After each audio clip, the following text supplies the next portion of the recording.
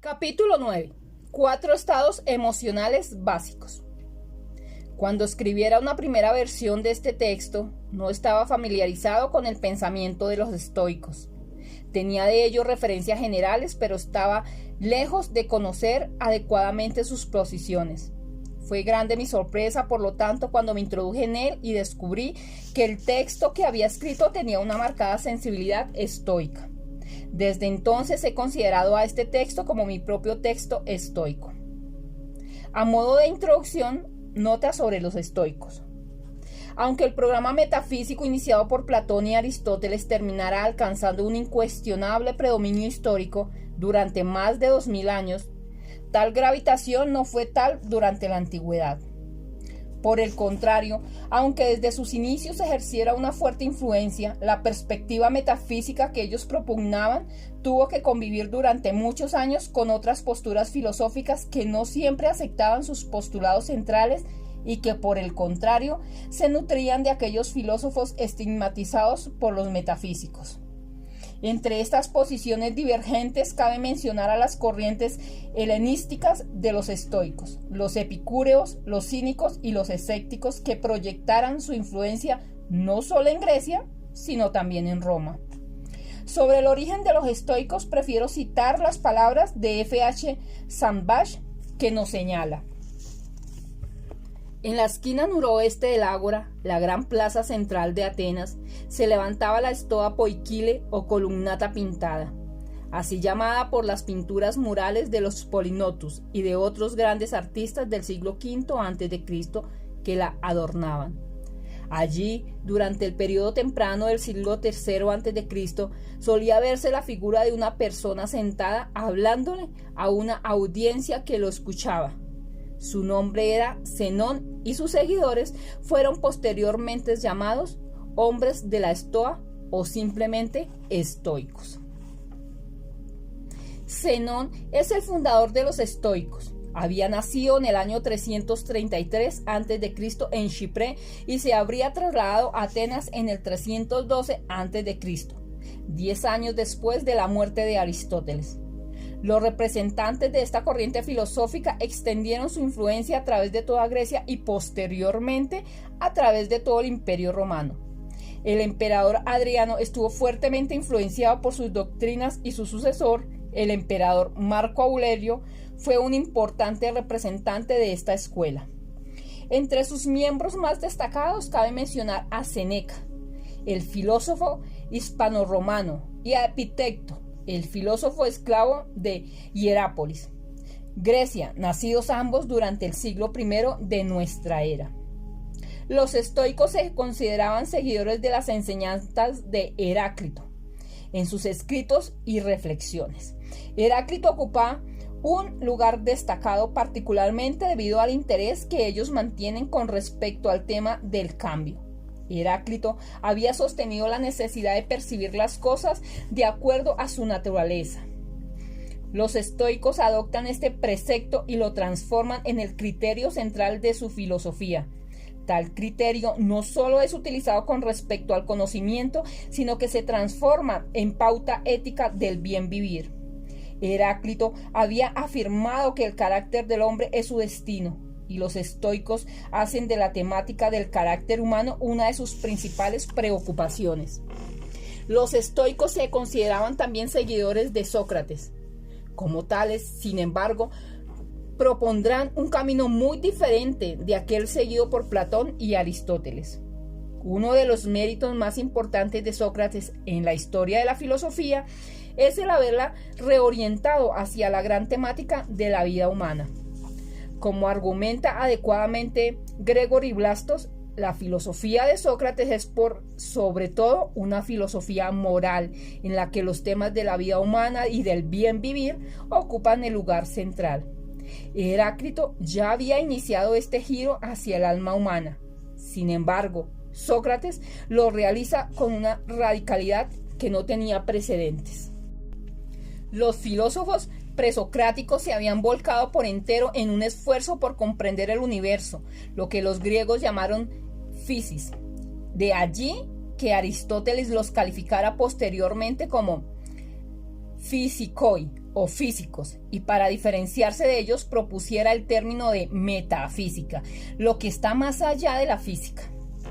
Los sofistas, contemporáneos de Sócrates y parte del movimiento del cual el mismo Sócrates se nutre y desde el cual arranca, se preocupaban del desarrollo de las virtudes ciudadanas, arete. Sócrates, en cambio, se lleva la preocupación de la filosofía al tema de la vida y al de las virtudes que permiten a los seres humanos no solo hacer efectivos ciudadanos, sino por sobre todo vivir bien. Este es el núcleo de la preocupación socrática. No es menos efectivo, sin embargo, que la forma como Sócrates conduce su indagación filosófica sobre la vida, vale decir, el tipo de preguntas que hace, el tipo de argumentación que sigue y el tipo de respuestas que acepta, sembrarán la semilla que posteriormente devendrá en manos de Platón en el nacimiento de la metafísica. Pero Sócrates, como nos lo demuestra convincentemente Blastos, no fue un metafísico, no fue un filósofo comprometido centralmente con la aprehensión del ser y su verdad, como lo serán Platón y Aristóteles. Su compromiso filosófico fundamentalmente consistía en la indagación rigurosa del bien vivir. En esta línea que Sócrates era influencia importante para los estoicos, estos últimos nunca abandonan su interés por el dominio de la ética, por la indagación del sentido de la vida y por discurrir las condiciones que permiten el bien vivir. Es efectivo que ellos también incursionan en otros dominios y que en tal predicamento hacen propuestas en el campo de la física y del conocimiento. También es cierto que algunos de ellos exhiben una importante influencia de las posturas metafísicas adoptadas por Platón y Aristóteles, pero ello no los lleva nunca a abandonar el programa socrático dirigido a discernir las condiciones del bien vivir. El objetivo de los estoicos será muy similar al que posteriormente se planteará Nietzsche. No en vano, este se proclamará como el último de los estoicos. Lo que Nietzsche se propone es precisamente retomar el gran tema socrático de la vida humana, despojarlo del envoltorio metafísico con el que Sócrates lo ha cubierto y que, según Nietzsche, lo conduce a su extravío, y proveerle, en cambio, una base heraclitánea. No es extraño, por lo tanto, comprobar su gran afinidad con los estoicos. Ellos se habían propuesto un programa equivalente. La filosofía moral de Epicteto. Entre todos los estoicos, con quien siento una mayor afinidad es con Epicteto, el filósofo griego que nace como esclavo y que muere como hombre libre. Epicteto no tenía propiamente un sistema filosófico. Sus enseñanzas recogidas por su discípulo Arriano constituyen un conjunto de recomendaciones para el bien vivir. De los estoicos es de los más alejados de los intereses lógicos o incluso metafísicos de algunos de sus antecesores. Sus discursos son consejos orientados a guiar a los hombres a vivir con sabiduría. De esa sabiduría de la que ya nos había hablado Heráclito. De allí que Epicteto nos resulte uno de los estoicos más heraclitáneos. Heráclito nos había advertido que la mayoría de los hombres no piensan las cosas según como las encuentran, ni reconocen lo que resulta de su propia experiencia, sino que se atienen a sus propias opiniones. Epicteto va más lejos. Para él, las opiniones de los hombres definen no solo el mundo en el que habitan, sino que determinan su propia vida. De acuerdo a los juicios que los seres humanos emiten sobre lo que les acontece, generan uno u otro tipo de vida y determinan la felicidad y paz que podrán encontrar en ella. Recordemos que Epicteto señalaba que no es lo que ha sucedido lo que molesta a un hombre, dado que ello puede no molestar a otro. Es su juicio sobre lo sucedido. Dentro de los juicios que los seres humanos hacemos están aquellos que se refieren al cambio y que definen lo que es posible. Pocos juicios adquieren la importancia que tienen estos. Ya Heráclito había sostenido que aquel que no espera no encontrará lo inesperado, pues este es difícil de descubrir e imposible de alcanzar. Epicteto nuevamente nos ofrece una recomendación similar cuando nos señala que debemos medir tanto el tamaño de nuestra zancada y la extensión de nuestra esperanza de acuerdo a lo que es posible. Lo que es posible define, por lo tanto, lo que podemos esperar y cuánto podremos alcanzar en la vida. La manera como Epicteto especifica lo que es posible es recurriendo al criterio heraclitáneo, ya que mencionado de establecer el acuerdo con la naturaleza. Al determinar lo que está de acuerdo con la naturaleza de cualquier cosa, determinamos los límites de lo que podemos esperar con respecto a ella, los límites de lo que es posible y lo que no es posible cambiar. Si descubrimos que algo pertenece a la naturaleza de una determinada cosa, ello significa que no podemos esperar que tal cosa vaya más allá, que ella trascienda el límite definido por su naturaleza. El criterio de la naturaleza define, por lo tanto, el espacio de cambio posible que cabe esperar de aquello que sea el caso. Este criterio es característico de todos los pensadores estoicos y tiene un lugar central en la filosofía de Epicteto. De allí que nos insista que antes de embarcarnos en alguna tarea debemos siempre preguntarnos por su naturaleza. Sostiene Epicteto: frente a cualquier cosa con que uno se entretenga, que nos sea útil o a la que le tengamos aprecio, habrá que preguntarse desde el comienzo ¿cuál es su naturaleza? De la misma manera nos reitera Epicteto: cuando uno está por emprender algo, recuérdese la naturaleza de aquello que se está por emprender. El criterio de naturaleza define lo que será posible alcanzar en la tarea que se está por realizar. Procurar alcanzar lo que por naturaleza no es posible es fuente de sufrimiento innecesario. Por lo tanto, puede evitarse mucho sufrimiento al preguntarnos por la naturaleza de lo que emprendemos y si examinamos, de acuerdo a este criterio, lo que esperamos de nuestras acciones y de las de otros, de las cosas, de las personas. Una vez que determinamos lo que corresponde de acuerdo a la naturaleza de las cosas, adecuamos a ello nuestras expectativas y nos protegemos de decepciones absolutamente innecesarias. Lo anterior le permite a Epicteto introducirse en el tema del poder personal. El poder que tengamos está delimitado por el criterio de naturaleza. Por definición, los seres humanos no tenemos el poder de modificar lo que está determinado por la naturaleza de las cosas. El criterio de la naturaleza, en consecuencia, define simultáneamente el límite de nuestro poder de transformación y el límite de lo que podemos y de lo que no podemos cambiar. Fiel a lo anterior, el manual de Epicteto se abre con el siguiente párrafo: de todas las cosas existentes, algunas están en nuestro poder y otras no están en nuestro poder. En nuestro poder están el pensamiento, el impulso, la voluntad de conseguir y la voluntad de evitar, y en una palabra, todo lo que corresponde a lo que podemos hacer. Cosas que no están en nuestro poder incluyen el cuerpo, la propiedad, la reputación, el cargo, y en una palabra, todo aquello que no corresponde a nuestro hacer. Las cosas en nuestro poder son por naturaleza libres, inestorbables, sin impedimentos. Las cosas que no están en nuestro poder son débiles, serviles, sujetas a estorbo, dependientes de otros. Para bien vivir es necesario concentrarse en las cosas que están en nuestro poder y no perder tiempo en aquello para lo cual no tenemos poder.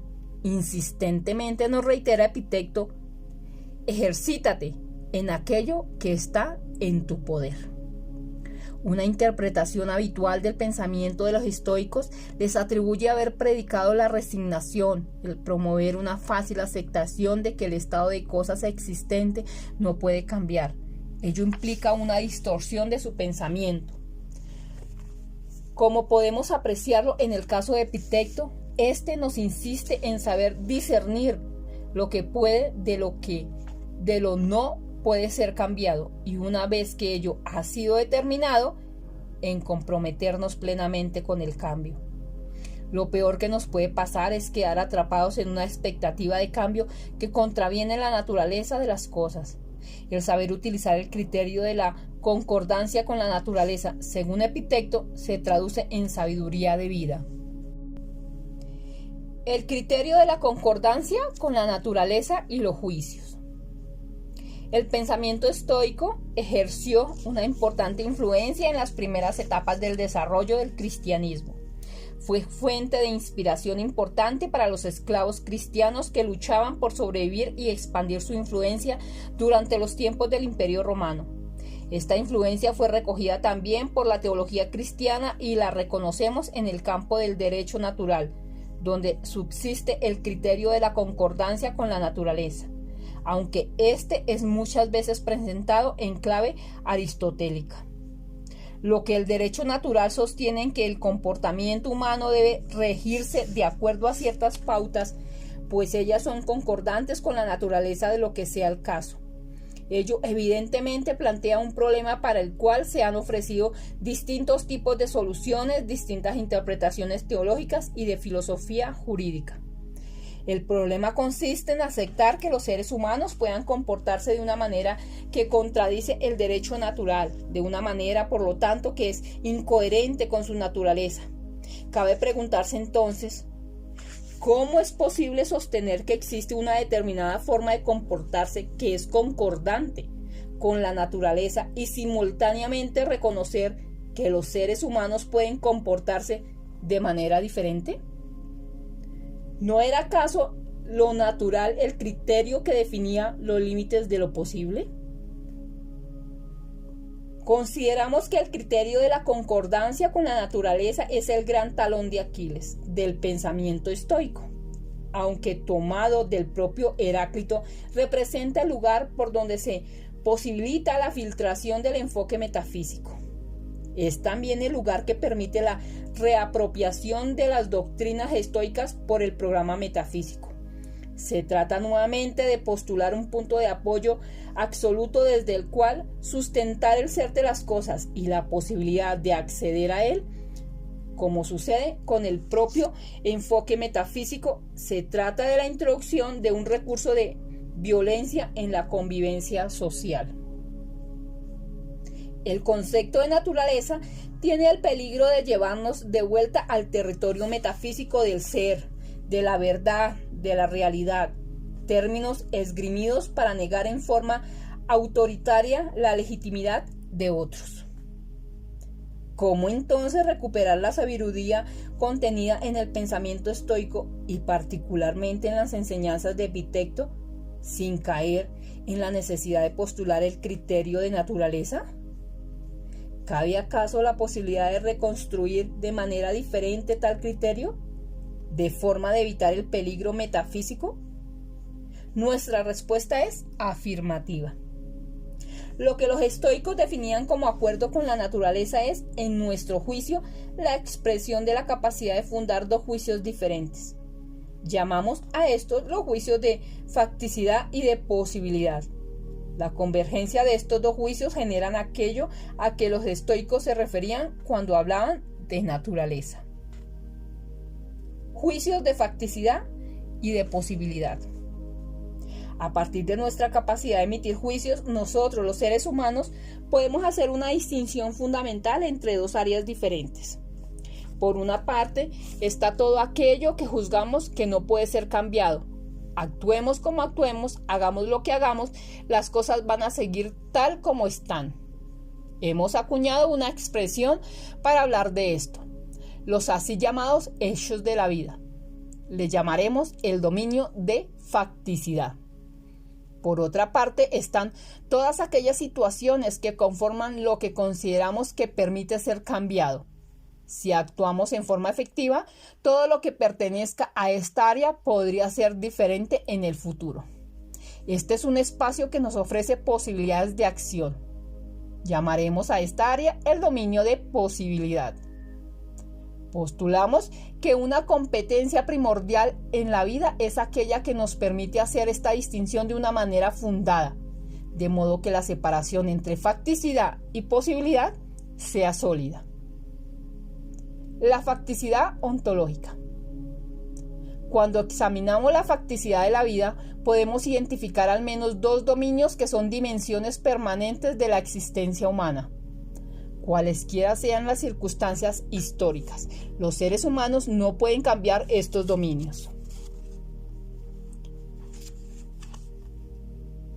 Ellos comprenden lo que llamamos facticidades ontológicas.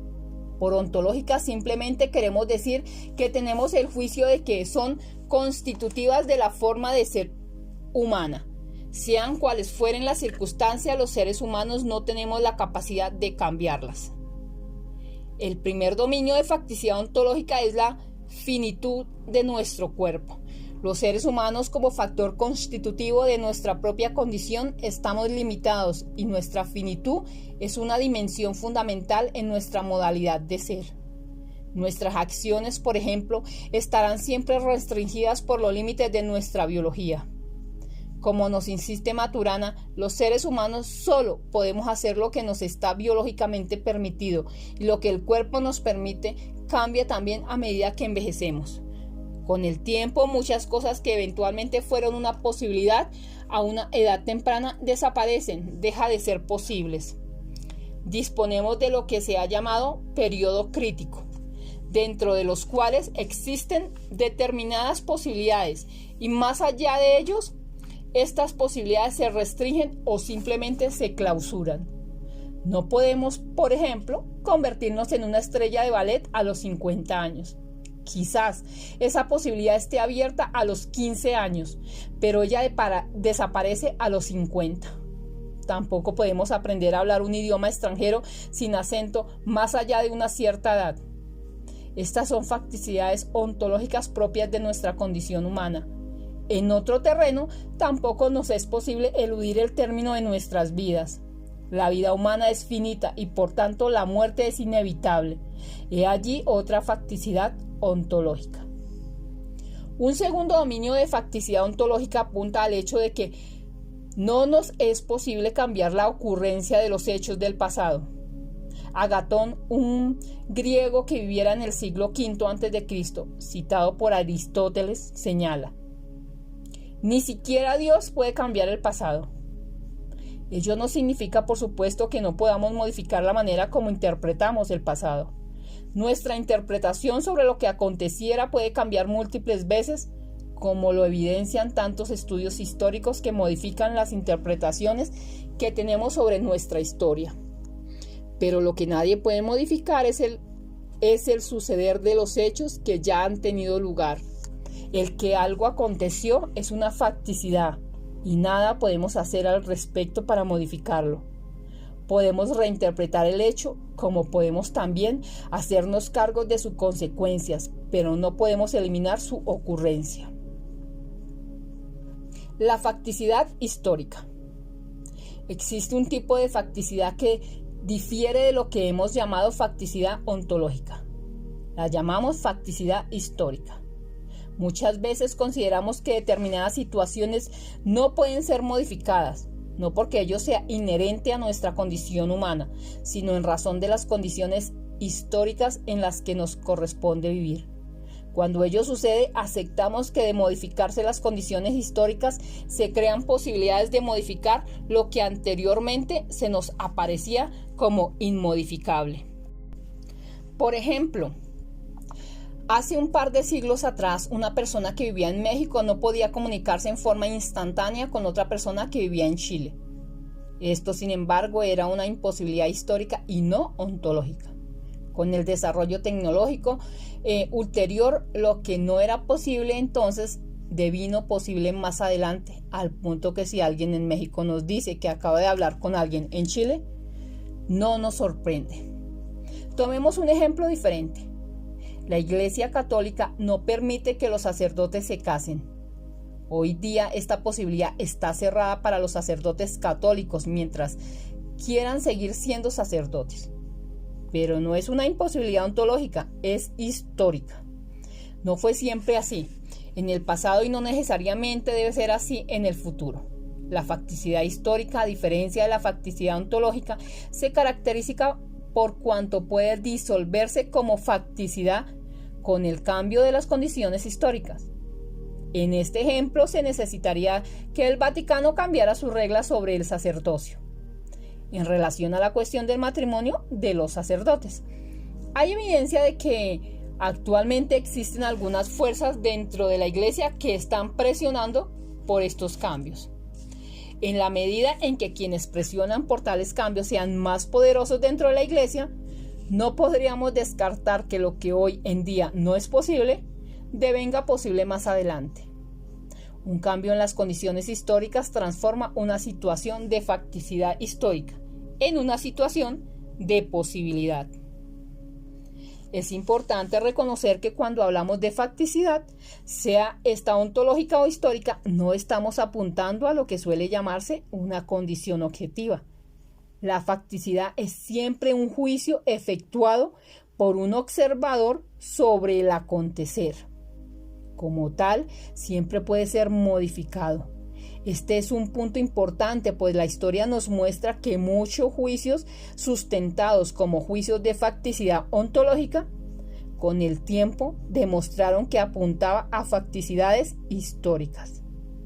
Tomando nuestro ejemplo anterior, no es extraño pensar que 2 siglos atrás se puede haber pensado que la comunicación instantánea entre una persona en México y otra en Chile era una imposibilidad absoluta y por lo tanto una facticidad ontológica. En la medida que reconocemos que la facticidad es un juicio, reconocemos también que lo que alguien podría considerar como una facticidad histórica, bien puede ser considerado por otro como un ámbito de transformación posibles. En esta diferencia reside uno de los grandes más importantes del fenómeno del liderazgo. Los líderes son personas que normalmente declaran como posibles cosas que el resto de la gente considera imposibles. Esto es precisamente lo que los convierte en líderes. Nuestra capacidad de innovación condiciona nuestro juicio sobre lo que es históricamente posible, como asimismo nuestros juicios de facticidad y de posibilidad condicionan nuestra capacidad de innovación. Lo que decimos que es posible es siempre un juicio de la capacidad de nuestras acciones para cambiar lo que está dado. Como hemos dicho anteriormente, esto en sí no está dado, no es algo establecido de una vez y para siempre. Los juicios de facticidad o posibilidad histórica son en sí mismos históricos. En otras palabras, lo que separa la facticidad histórica de la posibilidad histórica guarda estrecha relación tanto con las declaraciones que efectuemos como con las acciones que tales declaraciones habilitan.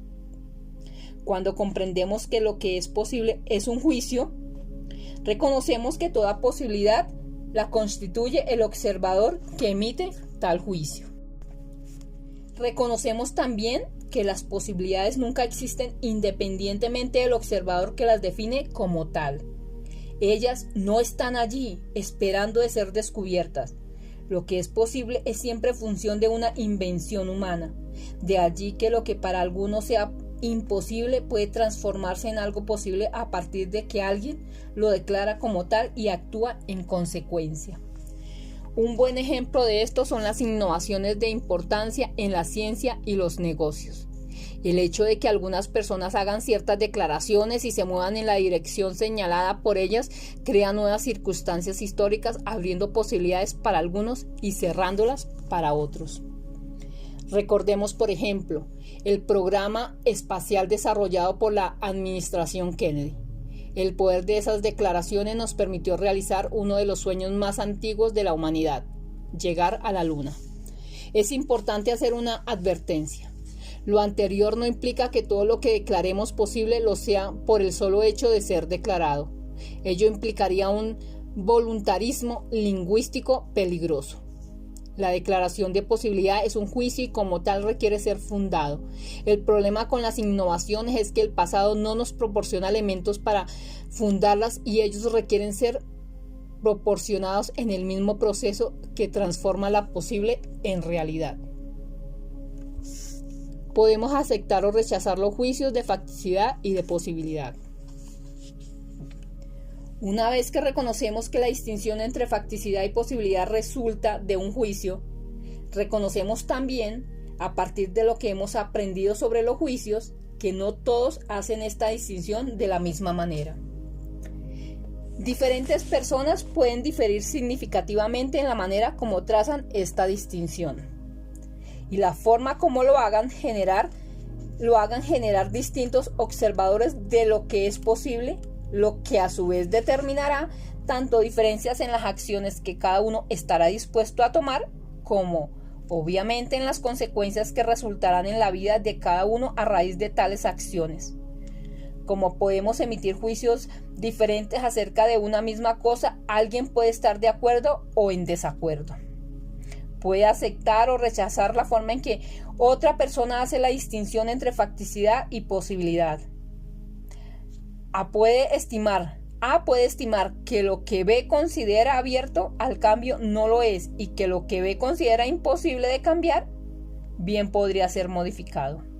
Esto hace que A y B sean observadores distintos.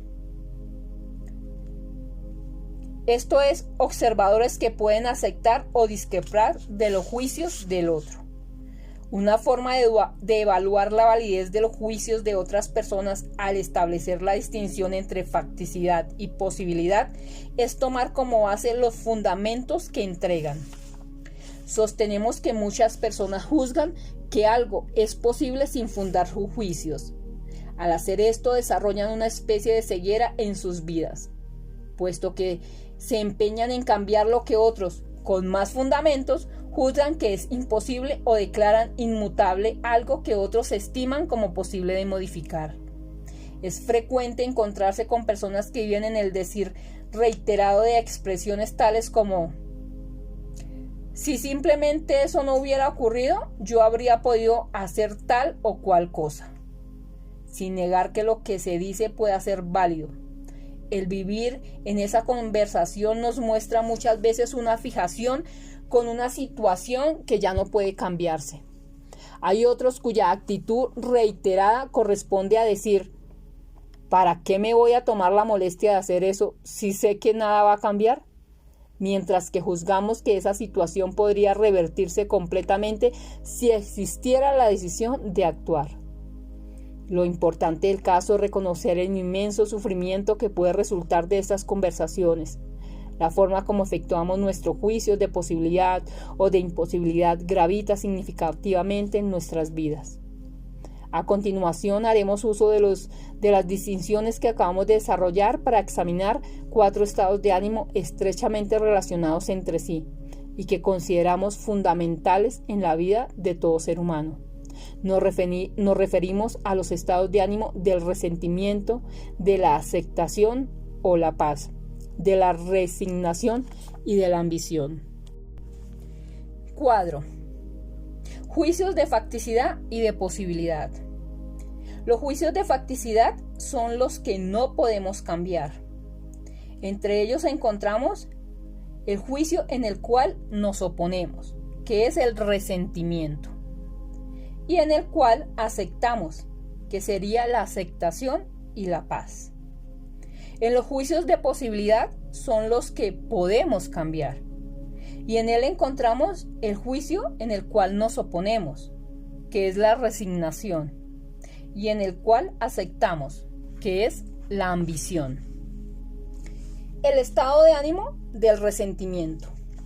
Cuando los seres humanos luchamos contra lo que no podemos cambiar, cuando demostramos incapacidad para aceptar lo que hemos llamado la facticidad de la vida, generamos un espacio dentro del cual es fácil que se desarrolle el resentimiento. No estamos diciendo que el resentimiento solo sea resistencia a las facticidades de la vida. Para crear resentimiento se necesita más que el rechazo a lo que no se puede cambiar.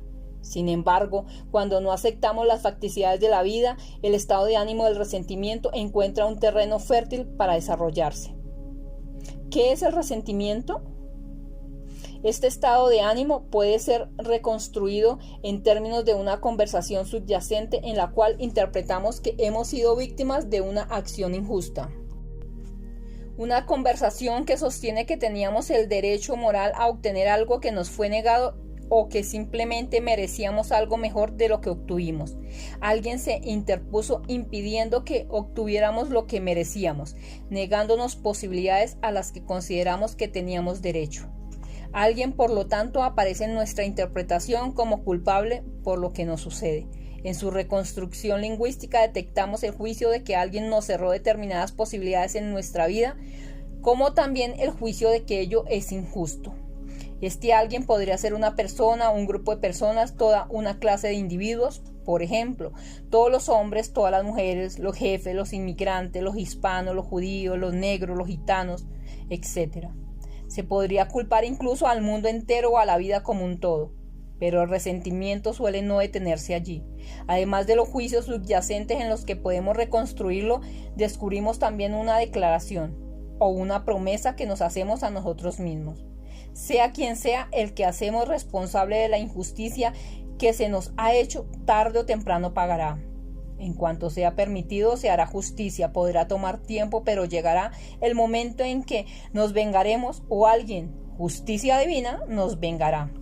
El espíritu de la venganza es un subproducto habitual del resentimiento. El estado de ánimo del resentimiento se acerca al de la ira. La principal diferencia reside, sin embargo, en que la ira se manifiesta abiertamente.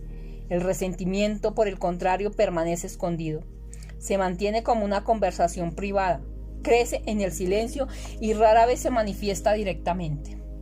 El resentimiento se nutre de dos fuentes, de las promesas y de las expectativas consideradas legítimas que, en ambos casos, no son cumplidas. Ambas contribuyen a conferirnos el derecho de esperar un determinado comportamiento de los demás para con nosotros. Es a partir de este derecho que el resentimiento aparece como una innovación de justicia frente a la injusticia de lo sucedido. Las promesas, como bien sabemos, generan deberes y derechos. Quien promete se compromete a cumplir. Quien recibió una promesa adquiere efectivamente el derecho a esperar que ella se cumpla. Pero no solo estamos obligados por nuestras promesas, en muchos casos no basta decir, pero si yo no prometí, para eludir nuestra responsabilidad. En toda comunidad estamos también comprometidos por la existencia de determinados estándares sociales de comportamiento. Hay determinadas acciones a las que estamos obligados y otras que nos están prohibidas independientemente de las promesas que hagamos. No es aceptable, por ejemplo, sostener: yo a nadie le prometí que no iba a abusar físicamente de mi mujer. O bien, yo nunca prometí que me haría cargo de mis hijos. Aunque en ambos casos pueda no haberse hecho promesas, si alguien abusa físicamente de su mujer o no asume las responsabilidades que socialmente se esperan de él o de ella como padre o madre, es posible que ello genere resentimiento de parte tanto de la mujer como de los hijos afectados. En esta comunidad, ellos tienen legítimas expectativas de esperar un comportamiento diferente del que obtuvieron. En alguna otra comunidad, los estándares sociales pueden ser diferentes y las mismas acciones no generarán necesariamente resentimiento. Ahora bien, no basta tampoco con el incumplimiento de una promesa o de una legítima expectativa. No todo incumplimiento de ellas genera necesariamente resentimiento. Para que éste se desarrolle es preciso que exista una situación que obstruya o impida manifestar nuestra ira o hacer un reclamo. Como veremos más adelante, el reclamo es el remedio más efectivo contra el resentimiento. El resentimiento, por lo tanto, requiere de condiciones que, de una u otra forma, bloquean la posibilidad de hacer pública la conversación privada que alimenta quien sufre las consecuencias del incumplimiento de una promesa o de una expectativa legítima. Por ejemplo, podemos tener el juicio de que no seremos comprendidos por los demás o el juicio de que sí, de que si hacemos un reclamo público deberemos enfrentar consecuencias aún peores, etc. Aquí es precisamente donde aparece este resistirse a las facticidades de la vida. Por una parte nos oponemos tenazmente al estado actual de cosas que sostenemos nos hizo víctimas de una injusticia. Por otra parte, juzgamos que no hay nada que podamos hacer para cambiarlas. Hemos quedado atrapados, por lo tanto, entre el juicio de lo que no solo era posible, sino esperable y justo, el juicio de facticidad de que nada podemos hacer para modificarlo.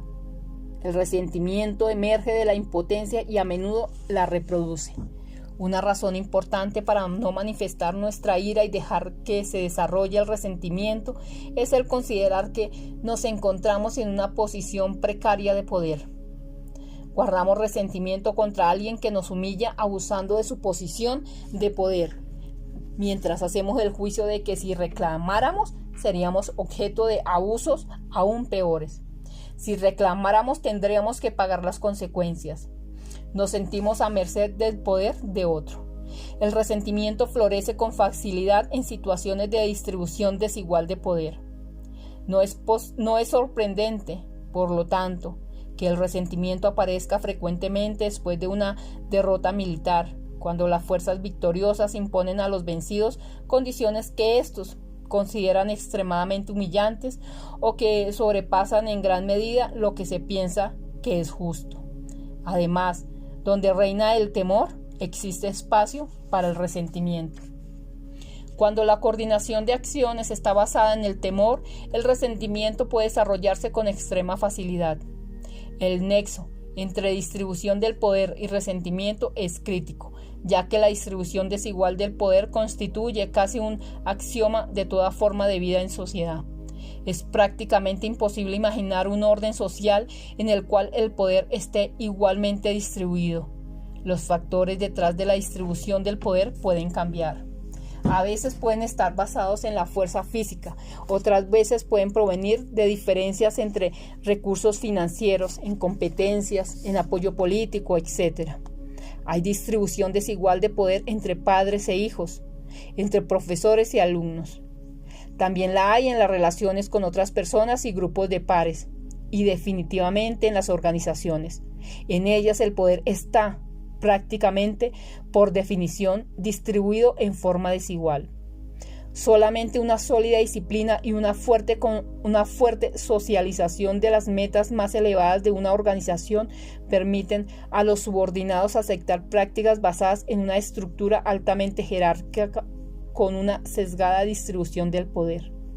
Las organizaciones militares son un buen ejemplo de lo que se necesita para generar condiciones especiales de obediencia y lograr que la gente acepte normas de conducta como las descritas por Lord Tennyson cuando escribió La carga de la brigada ligera.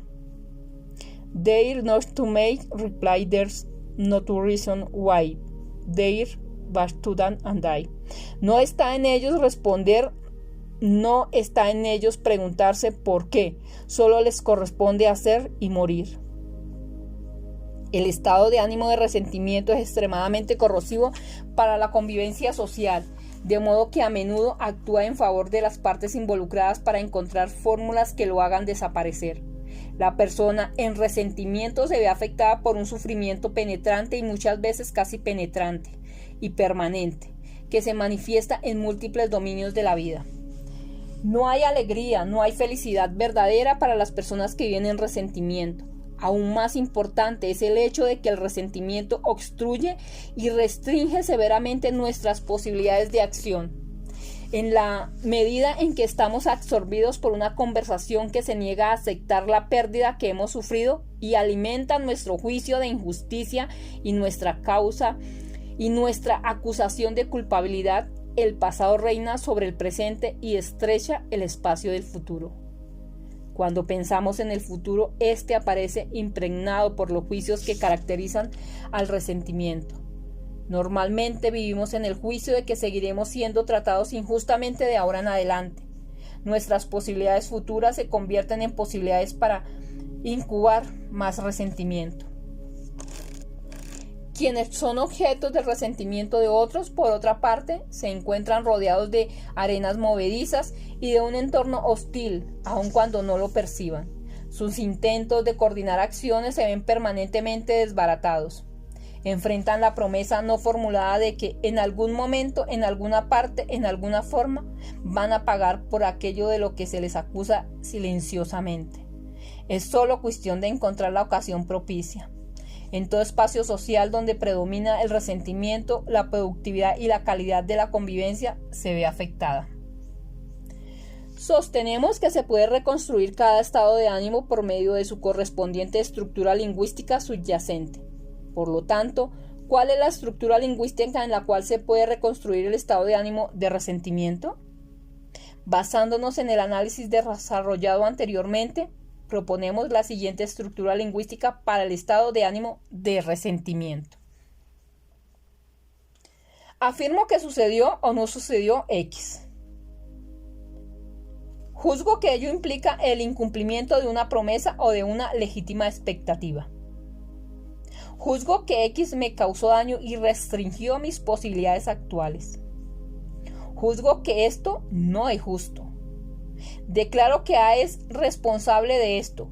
A puede ser una persona, un grupo de personas, una institución, etc. Juzgo que no puedo hacer nada ahora para que A repare el daño que me ocasionó. Declaro que esto no es correcto.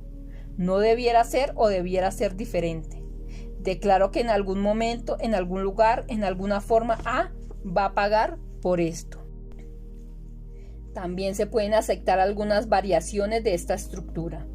Lo que es interesante de esta, sin embargo, es que podemos observar claramente la tensión entre el juicio, no puedo hacer nada ahora, y la declaración, las cosas debieran ser diferentes. Para que haya resentimiento es necesario que estos dos elementos estén presentes. Implica una tensión entre un juicio de facticidad y un juicio simultáneo, de posibilidad.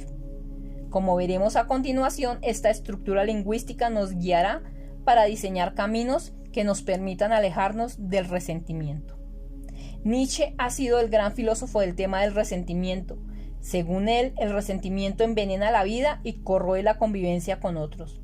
Pero por sobre todo se trata de una emoción que encadena al ser humano, le arrebata su libertad. El resentimiento, nos dice Nietzsche, nos constituye en esclavos. La esclavitud no es solo, ni siquiera primordialmente un asunto político o legal, es por sobre todo una condición del alma humana. Quien es jurídicamente un esclavo puede ser a la vez un alma libre, como nos lo demuestra Epicteto. Pero quien es jurídicamente libre y vive en el resentimiento pierde su libertad y transforma a aquel contra quien se resiente en el amo de su existencia. El resentimiento nos hace vivir en función de la persona o las personas con que estamos resentidos. Aquello que juzgamos como una injusticia se transforma en guía y obsesión en nuestra vida.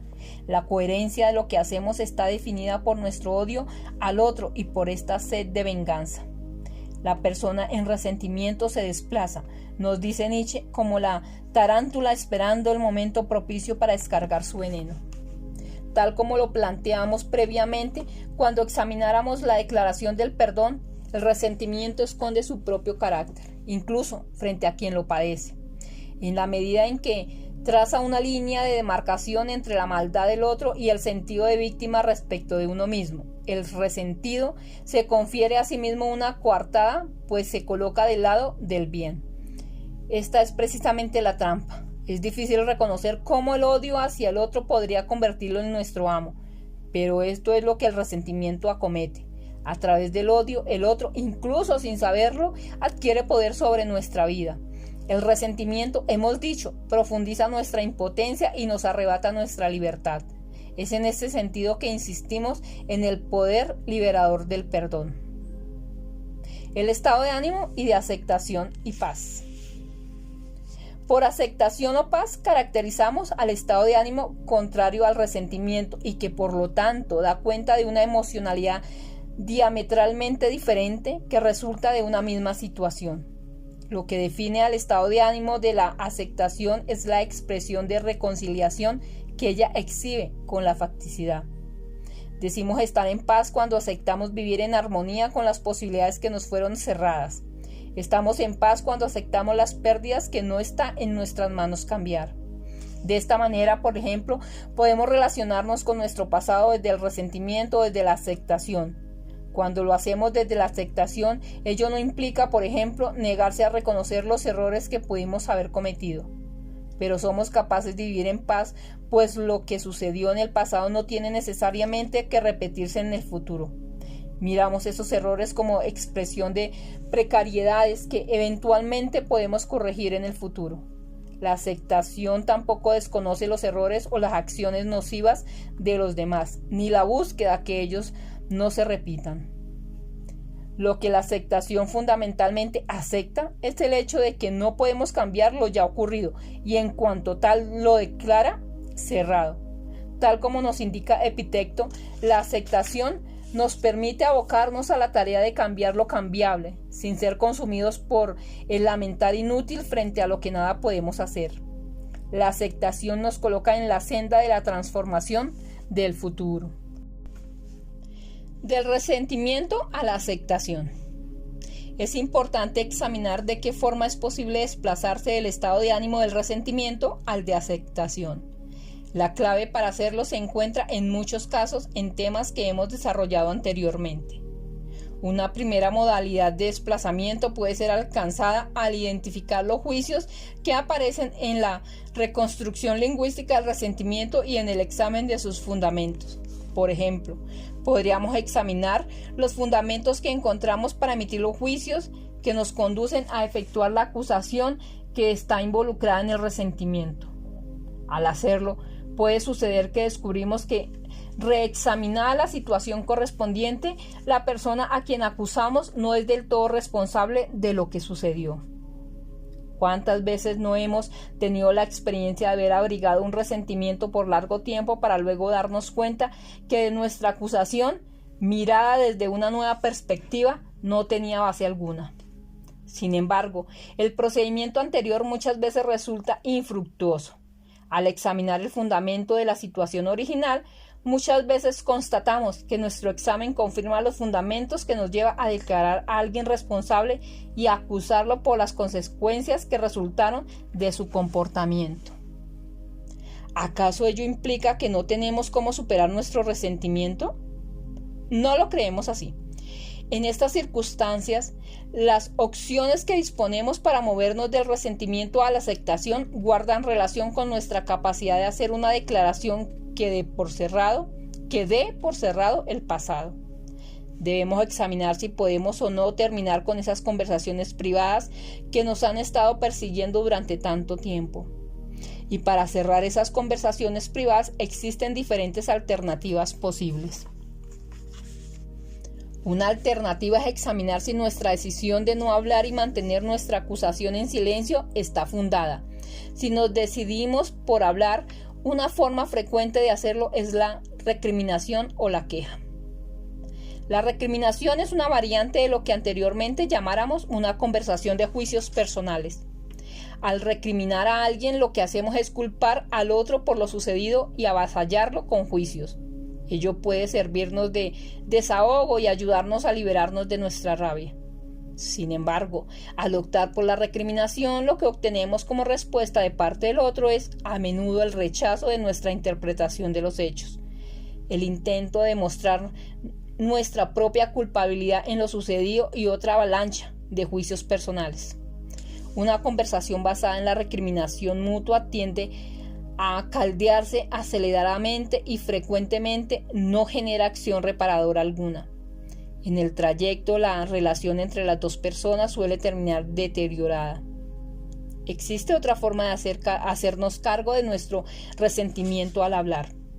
A diferencia de la recriminación, que era una variante de la conversación de juicios personales, esta alternativa es una variante de la conversación para la coordinación de acciones. Nos referimos al reclamo. El reclamo procura tomar las acciones que son conducentes a eliminar la causa del resentimiento. El hacer esto posee el poder de disolverlo. El reclamo es un juego de lenguaje particular conformado por varios actos lingüísticos. En él se combinan al menos declaraciones, afirmaciones y peticiones. De ser exitoso, suele terminar en promesas de acciones que se hacen cargo del daño producido. Examinemos la estructura canónica del reclamo. Declaración: tengo que hacer un reclamo. Afirmación: tú me prometiste que ibas a hacer X en tiempo Y. Afirmación: no cumpliste lo prometido. Declaración: como consecuencia de tu falta de cumplimiento me he visto perjudicado. Pueden proveerse afirmaciones que funden el juicio anterior. Declaración: te hago responsable de estos perjuicios. Petición: Como forma de asumir tu responsabilidad por los perjuicios que me has producido, te pido A, B y o C. Respuesta. Declaración. Si la respuesta es positiva, gracias. Examinemos cada uno de estos pasos. La primera declaración crea el contexto para la conversación del reclamo. Le advierte al oyente el carácter de la conversación que se inicia y normalmente contribuye a establecer el estado de ánimo adecuado para tenerla. Los dos pasos siguientes también aportan elementos contextuales, pero esta vez con el propósito de justificar el reclamo, de conferirle legitimidad. Cabe la posibilidad de que el oyente responda frente a nuestra primera afirmación diciendo: discúlpame, pero yo no te hice esa promesa. Lo que yo te dije fue, o que dijera, lo que te prometí no fue lo que tú dices, sino, o bien, la fecha de cumplimiento no es la que tú sostienes, sino. En todos estos casos posiblemente descubriremos que hubo un malentendido y quizás concluiremos que tenemos que mejorar la forma como pactamos promesas con esa persona en el futuro. Pero es muy probable que estas respuestas disuelvan la necesidad del reclamo y con ello la fuente de nuestro resentimiento. Lo mismo puede suceder con la afirmación que constituye el tercer paso. Nuestro oyente bien podría decirnos: espera un segundo, el informe a que te refieres se lo entregué a tu secretaria antes del plazo que habíamos acordado. Yo he cumplido con lo que te prometí. Lo que cabe reconocer aquí es que nuestra presunción de que la promesa efectuada no fue cumplida puede ser falsa y que el oyente puede demostrarnos que él o ella cumplió con lo prometido. Nuevamente, si ello sucediera, el reclamo pierde sentido y nuestro resentimiento se disuelve. De hecho, muchas veces nos resentimos porque hacemos presunciones que posteriormente resultan no de ser verdaderas. Hablando de aquello que nos resiente, abrimos la posibilidad de constatar si nuestras presunciones eran verdaderas o falsas. Si nuestro oyente está de acuerdo con nuestras afirmaciones anteriores, podemos entrar con plena legitimidad al núcleo del reclamo. Podemos, por lo tanto, declarar el perjuicio que hemos sufrido, declarar la responsabilidad de quien no cumplió y proceder a pedir alguna reparación por lo sucedido.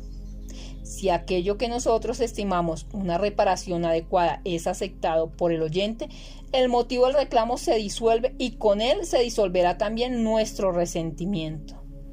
Cuando esto sucede, la conversación del reclamo termina con una declaración de cierre. Ello es lo que representa el paso final de gracias. Si nuestro oyente no aceptara lo que le pedimos, pueden pasar varias cosas. Podemos, por ejemplo, entrar en una negociación sobre los términos de la reparación en la que el oyente puede hacernos contraofertas hasta alcanzar un acuerdo. Puede suceder también que lleguemos a entender y aceptar las razones que tuvo el oyente para no cumplir y declarar el asunto igualmente terminado, sin necesidad de reparación. Y por último, si no obtenemos adecuada satisfacción, podemos vernos obligados a reevaluar nuestra relación con esa persona en función de la consecuente pérdida de confianza. Pero en todos estos casos hemos logrado avanzar hacia el cierre de esa conversación privada de la que se nutría nuestro resentimiento. Lo importante del caso es poder comparar las consecuencias que resultan. En caso de resentimiento, de mantener nuestra acusación en silencio, de entrar en una conversación de mutua recriminación o de efectuar un reclamo. Uno de los resultados de este último es el que las partes involucradas abren la posibilidad de salir de él. Cuando se logra un acuerdo, recuperando la dignidad que con anterioridad se consideraba afectada. Lo que es importante de observar aquí es que el reclamo se formula con el objeto de dar por cerrada una conversación abierta que viene del pasado. Muchas personas no saben cómo llevar a cabo la acción de reclamar de modo completar efectivamente el pasado. Algunos creen que con recriminar al otro hacen todo lo que deben realizar y pasan de una recriminación a otra. Hay circunstancias, sin embargo, donde el daño realizado se nos presenta como irreparable o que, existiendo la posibilidad de obtener alguna reparación, esta no logra compensar la pérdida incurrida como consecuencia de la acción o inacción del otro. Cuando ello sucede, tenemos otra alternativa para terminar con el sufrimiento. Se trata de la declaración del perdón. Los seres humanos cometemos errores. Tampoco medimos todas las consecuencias de nuestros actos. Las razones que nos damos para actuar de una u otra forma están sujetas a la precariedad de todas nuestras interpretaciones. La aceptación de esta facticidad da lugar a lo que en inglés se entiende por compasión. La compasión en el idioma inglés, a diferencia de lo que sucede en español, donde se la asocia con la lástima, en la aceptación plena del otro, con sus limitaciones, cegueras e incompetencias. Desde la emocionalidad de la compasión se expande el espacio para perdonar. Hay quienes están dispuestos a perdonar, pero con una condición: que el responsable de la acción que resentimos declare su arrepentimiento. Ello implica que se haga merecedor de nuestro perdón pidiéndolo. Si no hay arrepentimiento, se argumenta, no hay razón de perdonar. El perdón se paga al menos y particularmente cuando no hay posibilidad de reparar el daño con el arrepentimiento. Esta manera de condicionar el perdón, siendo muchas veces válida, no puede erigirse como principio incuestionable. No debemos olvidar que el perdón no solo libera al responsable del daño realizado de la culpa que le atribuimos, también libera al resentido de su propio resentimiento y las consecuencias que éste tiene en su existencia. Insistimos, el principal beneficiado del perdón no es el perdonado, sino quien perdona. El perdonar no es un acto que libere de responsabilidad a quien realizó una determinada acción que consideramos que nos perjudicó injustamente. Por el contrario, el perdón es el acto que nos libera del resentimiento cuando precisamente tenemos fundamento para culpar a alguien por su comportamiento. Solo entonces el perdón surge como una alternativa. Con el perdón declaramos que no permitiremos que nuestro resentimiento y por lo tanto nuestra interpretación sobre el daño que esa persona puede habernos infligido en el pasado interfiera en nuestras posibilidades de convivir y seguir coordinando acciones en el futuro. Muchas veces esta es una consideración importante, particularmente cuando estamos obligados a compartir el mismo espacio social y a convivir juntos. Como dijéramos anteriormente, cuando perdonamos no nos estamos comprometiendo a olvidar. No podemos comprometernos a olvidar. Esto escapa a nuestras posibilidades. Cuando perdonamos solamente nos estamos comprometiendo a cerrar una determinada conversación acerca del pasado y a no usarla en contra de una determinada persona en el futuro. Existe una tercera alternativa. A veces podríamos juzgar que el daño que nos han ocasionado es tan inaceptable que no tiene sentido mantener una relación con esas personas. La magnitud del daño producido, la responsabilidad que le cabe a una persona en haberlo producido, la recurrencia sistemática de un mismo tipo de acciones, la profunda desconfianza que hemos desarrollado hacia una persona, nos puede hacer concluir que ni el reclamo ni el perdón serán suficientes para restablecer nuestra relación con ella. Podemos perdonar, pero no estamos dispuestos a seguir manteniendo una relación con esa persona. Simplemente no vemos un futuro aceptable en mantener la relación. Cuando ese es el caso, la forma de cerrar nuestra conversación de resentimiento puede ser la declaración de término de la relación. A veces eso precisamente lo que tenemos que hacer, como forma de hacernos cargo de nuestra dignidad. Toda relación implica al menos dos entidades que se relacionen entre sí. Hasta ahora hemos examinado las formas de tratar el resentimiento a través de acciones realizadas por la persona que padece el resentimiento. También hay acciones que se pueden ejecutar desde el otro extremo, esto es, desde el lado de la persona que genera el resentimiento o desde el sistema que lo origina. Estamos refiriéndonos al diseño de entornos que puedan anticiparse a la posibilidad de resentimiento y en los cuales se pueden tomar ciertas medidas para evitarlo. Este es un aspecto primordial del diseño de organizaciones en las cuales el tema de la distribución desigual del poder puede generar permanentemente un estado de ánimo de resentimiento. Formular promesas claras. Sostenemos que hay dos áreas en las que podemos intervenir para evitar el resentimiento en las organizaciones. La primera tiene que ver con la forma en que hacemos promesas. Tal como lo planteáramos previamente, muy a menudo el resentimiento surge porque las personas juzgan que las personas que que les hicieron no se cumplieron. La forma de hacer promesas es un área básica de diseño si queremos evitar el resentimiento. A menudo sucede que el resentimiento se genera porque ambas partes escucharon la promesa de un modo muy diferente. Cada vez que hacemos promesas que den cabida a suposiciones o expectativas no fundadas sobre las condiciones de satisfacción acordadas y sobre los estándares implícitos en esas condiciones de satisfacción, corremos el riesgo de producir resentimiento. A menudo el resentimiento se suscita también por las expectativas desiguales que tienen las personas, o porque el incumplimiento o cumplimiento de compromisos es evaluado con distintos estándares. Cuando esto sucede significa que se opera con contextos distintos. Para evitar lo anterior es importante, por lo tanto, explicitar los contextos en los cuales operamos y no asumir que todos tenemos las mismas expectativas o los mismos estándares.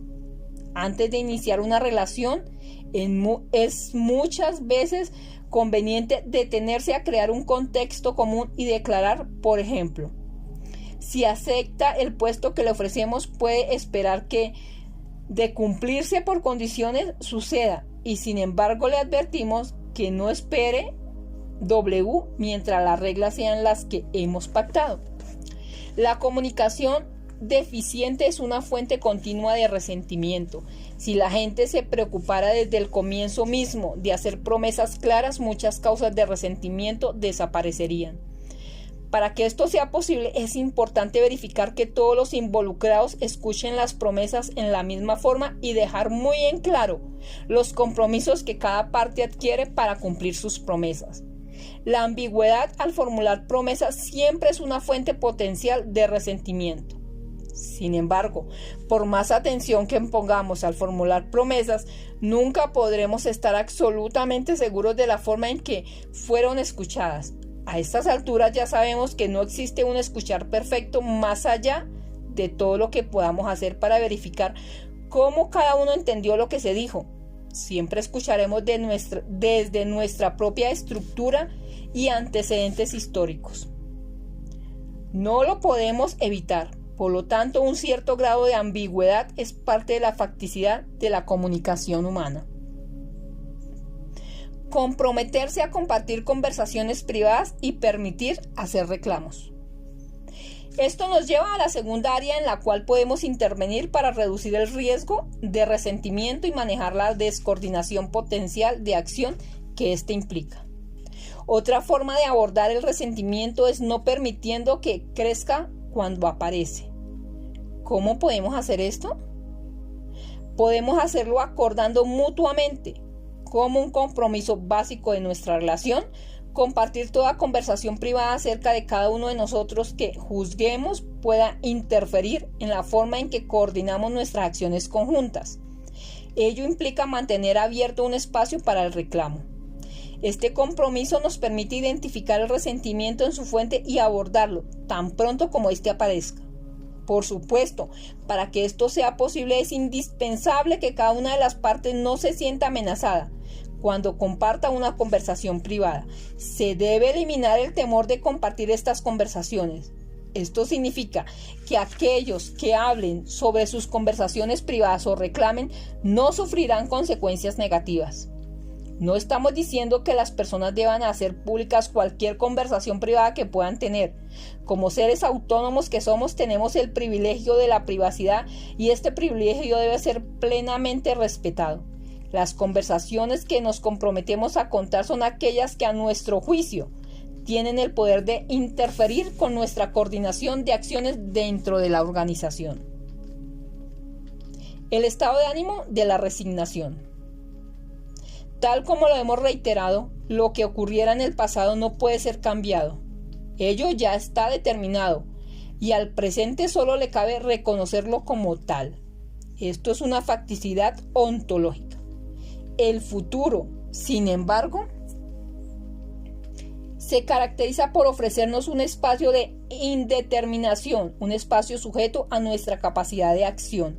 El futuro puede ser diferente del presente y puede ser diferente tanto en razón de las acciones de otros como también en razón de nuestras propias acciones. Observamos que alguien está en el estado de ánimo de la resignación cuando tal persona se comporta en un determinado dominio como si algo no pudiera cambiar, mientras que nosotros consideramos lo contrario. Reconocemos el estado de ánimo de resignación cuando podemos producir una conversación subyacente que cuestionaría la opinión de que algo no puede ser cambiado. Esto es, cuando juzgamos que lo que alguien estima como inmutable puede cambiar. Lo que caracteriza a una persona en el estado de ánimo de la resignación es el hecho de que ella, a diferencia de otras, no ve el futuro como un espacio de intervención que le permite, a partir de las acciones que ella misma emprenda, transformar el presente. Sin embargo, generalmente la persona resignada no observa su estado de ánimo de resignación como tal. Para esa persona la resignación aparece como realismo fundado. No nos olvidemos que las personas no solamente tienen estados de ánimo, también tienen la tendencia a justificarlos. A menudo admitimos que estamos resignados en algún dominio de nuestras vidas. Podemos observar nuestra propia resignación. Cuando esto sucede de nuevo, surge una tensión entre juicios de posibilidad y juicios de facticidad. Por una parte, reconocemos que las cosas podrían ser diferentes, pero por otra estamos poseídos por el juicio de que las cosas no van a cambiar, hagamos lo que hagamos. Esto a menudo conduce a admitir que teóricamente las cosas podrían cambiar. Al mismo tiempo, no nos queda claro cómo ejecutar el cambio a un nivel muy concreto. No sabemos qué hacer y por lo tanto, no hacemos nada. Esta es una manifestación muy común y generalizada de resignación. El estado de ánimo de la ambición. Al estado de ánimo de la resignación se contrapone el de la ambición. Este último se caracteriza por hacer lo contrario de lo que hacía el primero. Mientras la resignación se definía por la clausura de posibilidades futuras, la ambición se destaca por identificar amplios espacios de intervención que conllevan el germen del cambio. A través de su reconstrucción lingüística, a la ambición le corresponde un juicio que habla sobre la manera como una persona se para frente al futuro. Como tal, la ambición permite ser reconstruida como una mirada diferente al futuro. Una mirada en la que éste es visto como un vasto espacio de posibilidades de acción y donde las acciones poseen una gran capacidad generativa y por tanto de construcción de nuevas realidades. Una persona ambiciosa entiende que el presente construye futuro y al hacerlo trasciende lo que hoy existe. Como disposición, ella se identifica con lo que Nietzsche llama voluntad de poder. Cabe advertir, sin embargo, que el término ambición tiene connotaciones muy diferentes según los discursos históricos que predominen en las distintas comunidades. En el mundo anglosajón es un atributo positivo. En cambio, en aquellas comunidades donde, por ejemplo, el discurso histórico predominante es el catolicismo, la ambición tiene una fuerte carga peyorativa. Ser ambicioso es visto normalmente como despreciable. Lo que es importante observar es que se trata de diferencias que remiten a los discursos históricos predominantes. Desde nuestra perspectiva, podemos reconstruir lingüísticamente el estado de ánimo de la ambición por referencia al juicio que hacemos de una persona, en el sentido de que ve posibilidades de acción donde otros normalmente no las ven y se compromete en la ejecución de tales acciones. De la resignación a la ambición. Cuando identificamos un área en la cual sospechamos que detrás de nuestro realismo podría esconderse un estado de ánimo de resignación, también se pueden efectuar ciertas acciones. Ahora entendemos que se puede reconstruir la resignación como una estructura lingüística subyacente en la cual declaramos que no se puede hacer nada aquí, o haga lo que haga, nada va a cambiar, en circunstancias que otros pueden refutar nuestro juicio. Nuevamente, una forma de lidiar con este estado de ánimo de resignación será el examinar los fundamentos de esos juicios. Podríamos descubrir, cuando los examinamos más detenidamente, que los obstáculos que suponíamos nos impedían actuar efectivamente no existen o bien podrían ser superados. A menudo sucede que no actuamos porque suponemos que si hiciéramos una determinada petición, esta nos sería denegada. O suponemos que si entabláramos una conversación para explorar una posibilidad de interés para nosotros, esta terminaría en nada. Sin embargo, no es extraño descubrir cuando entablamos esa conversación que nuestro supuesto inicial era infundado. A veces también descubrimos que nuestros supuestos están basados en el hecho de que somos incompetentes para hacer peticiones o para desarrollar esas conversaciones de modo tal que el interlocutor pueda observar las posibilidades implícitas. Por lo tanto, si nos comprometemos a aprender a sostener esas conversaciones que estimábamos imposibles, las circunstancias pueden cambiar. A veces podemos declarar todo un dominio de acción como inmutable, no porque los juicios que nos hemos hecho sobre los obstáculos para la acción los haga insalvables, sino simplemente porque no visualizamos acciones eficaces que se puedan llevar a cabo para producir un cambio. En estas circunstancias lo que falta no es el examen de los fundamentos de nuestros juicios, sino más bien se requiere entablar conversaciones para posibles acciones. Para hacer esto, quizás querríamos hablar con otras personas, leer sobre el tema y seguir estos repertorios de acciones que nos permitan entrar en un estado de ánimo conducente a las especulaciones fértiles. Cuando nos encontremos desgarrados entre juicios de posibilidad y facticidad conflictivos, como describimos anteriormente, también podremos encontrar espacio para realizar acciones que nos alejen de la resignación. Cuando admitimos que teóricamente las cosas podrían cambiar, pero no sabemos qué hacer al respecto, podemos siempre recurrir a las acciones reflexivas. Si no sabemos qué hacer a continuación, todavía podríamos ejecutar las acciones que nos conducieran a las acciones que deberíamos realizar para llegar a donde queremos ir. ¿Qué acción podemos emprender cuando no sabemos qué acciones realizar? Podemos aprender. Podemos ejecutar la acción de ampliar nuestra capacidad de acción. El aprendizaje es una de las más importantes formas de alejar a las personas de la resignación. El aprendizaje hace que parezca alcanzable lo que pudo parecer imposible. A través del aprendizaje transformamos nuestros juicios de facticidad en juicios de posibilidad.